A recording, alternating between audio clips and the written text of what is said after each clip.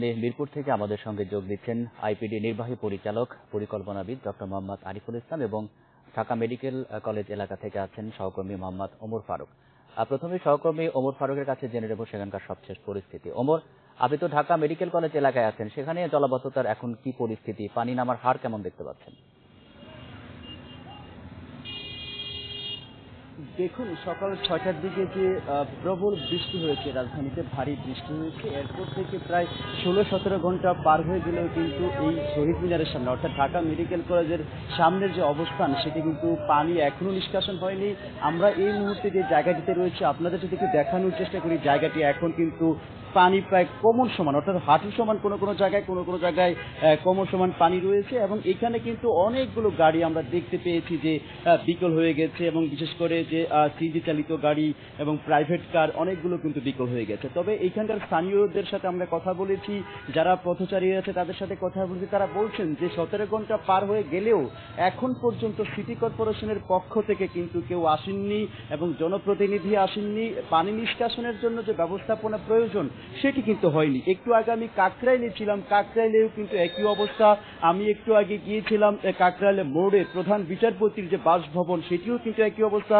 Green root, new market, সেইখানকার জায়গাও কিন্তু পানির নিষ্কাশন এখনো সম্ভব হয়নি। তারা বলছেন যে ড্রেনেজ ব্যবস্থা নাকাল হওয়ার কারণে এমনটা হয়েছে এবং স্থানীয়রা অনেকে আমাদেরকে জানিয়েছেন কুরবানির সময় কিছু কিছু জায়গায় যখন কুরবানি দেওয়া হয়েছিল সেইখানে কিন্তু যে ময়লা ফেলা হয়েছিল সেগুলো পরিষ্কার না হওয়ার কারণে ড্রেন আসলে আটকে গিয়েছে, যার কারণে সেটি নিষ্কাশন করা এখনো সম্ভব হয়নি। তবে এখানকার যেহেতু ঢাকা মেডিকেল কলেজের সামনের জায়গাটি পানিতে ডুবে গিয়েছে, যার কারণে এখানকার কিন্তু যারা রোগী রয়েছে, সাধারণ রোগী, তাদের স্বজনরা রোগী নিয়ে আসতে কিন্তু ভোগান্তির মধ্যেই পড়তে হয়েছে এক ধরনের। তবে তারা বলছেন যে এখানকার যারা রোগী নিয়ে আসতে চাচ্ছেন তারা কিন্তু অতিরিক্ত ভাড়াও তারা বহন করতে হয়েছে। যে জায়গায় 20 থেকে 25 টাকা ভাড়া, সেই জায়গায় 100 থেকে 150 টাকা পর্যন্ত ভাড়া নিচ্ছে। তবে আমরা এই জায়গাটিতে প্রায় আধা ঘন্টা 1 ঘন্টা ধরে রয়েছি, সেই জায়গাটিতে আমারই দেখায় প্রায় 10 থেকে 20টি গাড়ি বিকল হয়ে গেছে। আপনারা যদি একটু দেখানোর চেষ্টা করি, গাড়ি যেখান দিয়ে আসে পুরো গাড়ি কিন্তু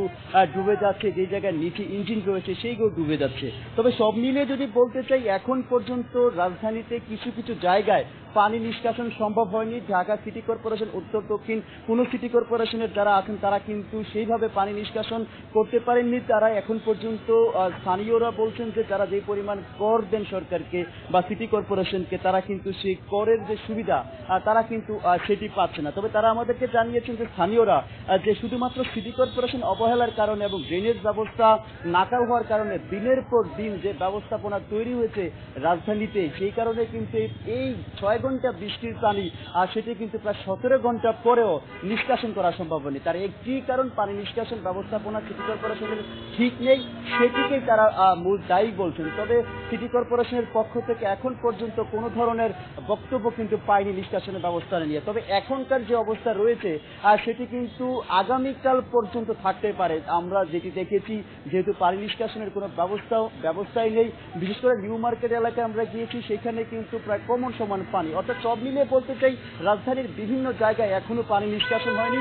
এই দায় কোনোভাবেই সিটি কর্পোরেশন এড়াতে পারে না বলে স্থানীয়রা জানিয়েছেন। ঢাকা মেডিকেল কলেজ এলাকা থেকে জানাচ্ছেন আমাদের সহকর্মী ওমর ফারুক। আমরা এবার যাচ্ছি পরিকল্পনাবিদ ডক্টর মোহাম্মদ আরিফুল ইসলামের কাছে।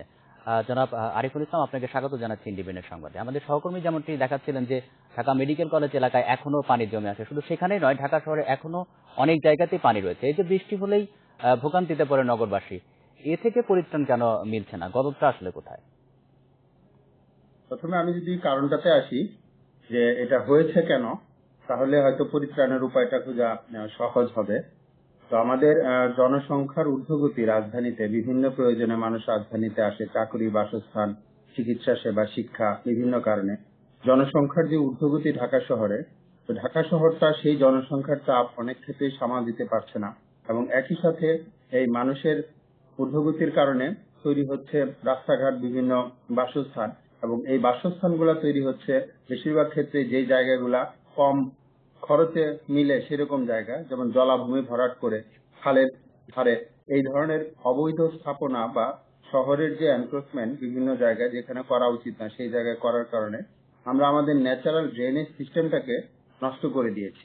আমাদের ঢাকা শহরের চারপাশে 4টি নদী আছে, ধলেশ্বরী, তুরাগ, বুড়িগঙ্গা, বালু। কিন্তু এই নদীগুলো পর্যন্ত যদি আমরা শহরে যে বৃষ্টির পানি সেগুলো প্রবাহিত করতে পারতাম, তাহলে জলাবদ্ধতাটা হতো না। একই সাথে শহরের বিভিন্ন স্থানে যেই জলাশয়গুলো ছিল সেগুলাও ক্রমান্বয়ে ভরাট হয়েছে। আমরা যদি ডাটা দেখি তাহলে ঢাকা শহরে প্রায় 70% জলাশয়, যেগুলা স্বাধীন দেশের রাজধানী হওয়ার পরে যে জলাশয় ঢাকা শহরে ছিল তার 70%ই দখল হয়ে গিয়েছে, বিভিন্ন গবেষণা থেকে উঠে এসেছে। সেই জলাশয়গুলো যদি দখল হয়ে থাকে তখন এই পানিটা যাবে কোথায়? এই আমাদের যেই আর্টিফিশিয়াল ড্রেনেজ সিস্টেম, আমরা যেই ড্রেন বা বক্স কালভার্টের মাধ্যমে যে ড্রেনেজ সিস্টেম চালু করেছি সেটা আমাদের শহরকে সাপোর্ট করতে পারছে না, কারণ এটা ইন্টিগ্রেটেড ড্রেনেজ সিস্টেম হয়নি এবং পানিটা তার গন্তব্যে পৌঁছাতে পারছে না, যার কারণে জলাবদ্ধতা তৈরি হচ্ছে। এর সাথে হচ্ছে আমাদের যে বর্জ্য ব্যবস্থাপনার দুর্বলতা, সেটা আমাদের যতটুকু ব্যবস্থাপনা ছিল সেটাকেও বাধাগ্রস্ত করছে। পানিটা আটকে যাচ্ছে বিভিন্ন পলিথিন বা আমাদের ফেলা ময়লা, ফলমূল খেয়ে আমরা যে উচ্ছিষ্টটা ফেলে রাখি রাস্তায় সেই কারণে, এবং বর্জ্য অপসারণের দুর্বলতার কারণেও এমন তৈরি হয়। তাহলে এর থেকে পরিত্রাণের উপায় কোথায়? আপনি বেশ কিছু যেহেতু সমস্যার কথা আমাদের বলছিলেন, কিন্তু এগুলোর বিষয়ে তো সিটি কর্পোরেশন থেকে নানা সময় নানা ব্যবস্থা নেওয়া হয়, তারপরে এগুলো করা যাচ্ছে না। সিটি কর্পোরেশন যে কার্যকর ব্যবস্থাগুলো নিচ্ছে এগুলো আসলে কতটা কার্যকর আপনার কাছে কি মনে হয়? সেটা হচ্ছে আমাদের যতটুকু ক্ষতি হয়েছে আর এখন যতটুকু কার্যকর হচ্ছে সেটা যথেষ্ট নয়, কারণ আমরা ক্ষতির পরিমাণটা এতই বেশি যে ওনাদের যেই তৎপরতা, খাল খনন বা বর্জ্য অপসারণের যে তৎপরতা, এগুলো দিয়ে আমাদের এখন আর কুলিয়ে উঠতে পারছে না। কারণ আমাদের এখন সমাধানটা যেতে হবে অনেকটা কারেকশনের মতো, যে আমাদের যেই জায়গায় জলাবদ্ধতা তৈরি হয় সেই জায়গাতেই এখন পানি ধরে রাখার ব্যবস্থা করতে হবে এবং গ্রাউন্ড ওয়াটার রিচার্জের ব্যবস্থা করতে হবে। অন্যথায় আমরা এই ড্রেনেজ সিস্টেম দিয়ে আমরা জলাবদ্ধতাকে উঠে আসতে পারবো না, মুক্ত হতে পারবো না। কারণ ঢাকা শহরে আমরা জানি মোটামুটি ভাবে প্রতি বছরই একটু বৃষ্টিপাত হলে 50টার মতো জায়গাতে জলাবদ্ধতার সৃষ্টি হয়। এই জায়গাগুলো বিভিন্ন কারণে জলাবদ্ধতা হয়, তার মধ্যে একটি হচ্ছে আশেপাশের জায়গাগুলো হয়তো তার চেয়ে উঁচু, অথবা যে ড্রেনেজ সিস্টেমটা সেটা কভার করতে পারছে না, এই জলাবদ্ধতাকে রোধ করতে পারছে না। আমাদের যেটা করতে হবে, যেই জায়গায় জলাবদ্ধতা হয় সেই জায়গায় গ্রাউন্ড ওয়াটার রিচার্জের ব্যবস্থা করতে হয়। কিন্তু আপনি যেটি বলছিলেন যে যে জায়গায় জলাবদ্ধতা হয় সেই জায়গায় গ্রাউন্ড ওয়াটার ব্যবস্থা করতে হবে, সেটি কি আসলে ঢাকা শহরে সম্ভব? অবশ্যই সম্ভব, যদিও কষ্ট হবে, খরচের ব্যাপার আছে, টেকনোলজি নিয়ে চিন্তা করতে হবে, কিন্তু এটা অবশ্যই সম্ভব। আমরা যেই জলাবদ্ধতা হয় কোনো একটা রাস্তার মোড়ে, তার পানির পরিমাণকে যদি আমরা মেজার করে তার 3 গুণ পরিমাণ জল যেন এই রাস্তার নিচে চলে যায়, সেই ব্যবস্থা আমরা করতে পারবো। এর জন্য একটা ল্যান্ডকে ডেডিকেটেড রাখতে হবে যেখানে পানিটা শুষে নিবে। আমার এমন ধাতু দিয়ে আমার রাস্তাটা তৈরি করতে হবে যেন পানিটা রাস্তার নিচে চলে যায়। স্পঞ্জ সিটি কনসেপ্ট তৈরি হচ্ছে বিশ্বের বিভিন্ন দেশে, যে আমার যেখানে পানি আসবে পানিটা শুষে নিতে হবে। তো আমার গ্রাউন্ড ওয়াটার রিচার্জের ব্যবস্থাটা আরো বাড়াতে, ওই যে জনসংখ্যার চাপে বিভিন্ন সারফেস আমরা কভার করে ফেলছি, আমাদের হার্ড সারফেস বেড়ে যাচ্ছে। তারপরে মানে কি, পানিটা গড়িয়ে এক জায়গা থেকে আরেক জায়গায় যাচ্ছে। কিন্তু এই পানিটা যদি আমি শুষে নেওয়ার ব্যবস্থা করতাম, আমার যদি ওপেন স্পেস বেশি থাকতো, শুধু রাস্তা না, সব জায়গায় যদি আমার ওপেন স্পেসের সংখ্যা, ওপেন স্পেসের পরিমাণ যেই পরিমাণ থাকার কথা যদি তা থাকতো, তাহলে গ্রাউন্ড ওয়াটার রিচার্জটা আরো বেশি হতো, তখন এই গড়িয়ে যাওয়া পানির পরিমাণ কমে আসতো। পরামর্শ দিলেন সংশ্লিষ্ট কর্তৃপক্ষ নিশ্চয়ই সেই বিষয়ে ভাববে। আপনাকে অসংখ্য ধন্যবাদ দিচ্ছি আমাদের সাথে যুক্ত হওয়ার জন্য। সেই সঙ্গে ধন্যবাদ দিচ্ছি আমাদের সহকর্মী ওমর ফারুক আপনাকেও। শনিবার বিকেল পর্যন্ত দেশে বিভিন্ন স্থানে অতি ভারী বৃষ্টি অব্যাহত থাকতে পারে, এই আশঙ্কা জানিয়েছে